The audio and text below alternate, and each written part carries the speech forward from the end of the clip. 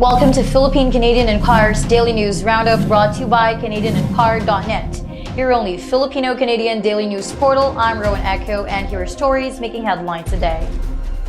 Human Rights Watch calls on government to protect people with HIV and AIDS versus workplace discrimination. The Philippine government has been manifesting a poor implementation of its laws against discrimination of employees in the workplace with human immunodeficiency virus infection and acquired immunodeficiency syndrome, New York-based Human Rights Watch said.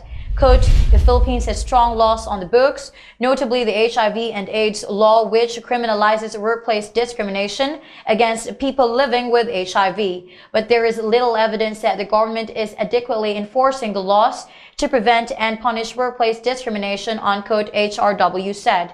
According to the International Human Rights Watchdog, because of the government's inadequate enforcement of the law on discrimination against people with HIV, those who have experienced discrimination in the workplace kept silent as they feared that the situation might worsen. Quote, in most of the discrimination cases that Human Rights Watch documented, employees with HIV did not file formal complaints, most frequently due to fear of being further exposed as HIV positive, which could prevent future employment, unquote, the HRW said.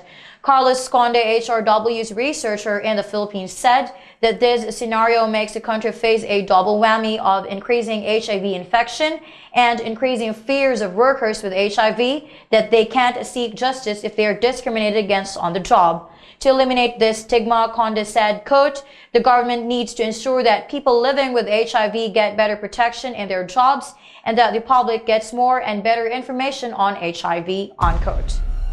Trudeau makes pitch to Silicon Valley Amazon to invest in Canada. Justin Trudeau made his prime ministerial pitch to Silicon Valley on Thursday and had a chance to push Toronto specifically as a place for Amazon's second headquarters during a private meeting with the company's chief executive. Before the meeting with Jeff Bezos, Trudeau said the project would be a boon for any city's local economy. He said he hoped Canada's largest city was the recipient of the expected $5 billion project that could result in 50,000 jobs. The Prime Minister didn't say what his government was willing to offer to land the project, instead speaking of what he called the Canadian advantage.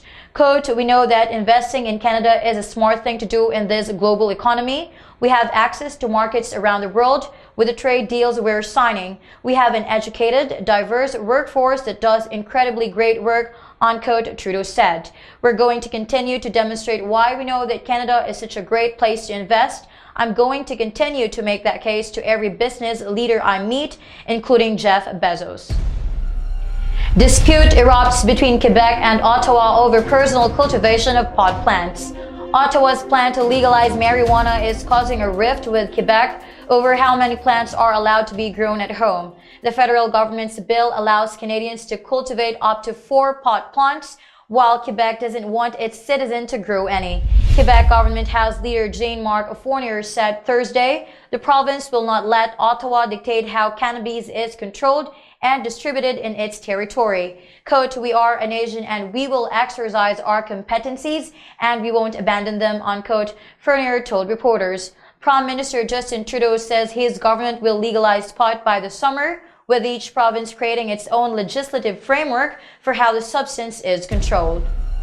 That wraps up our news here on PZI Daily News Roundup. Thank you for joining us. For more news stories, visit our website at www.canadianenquirer.net.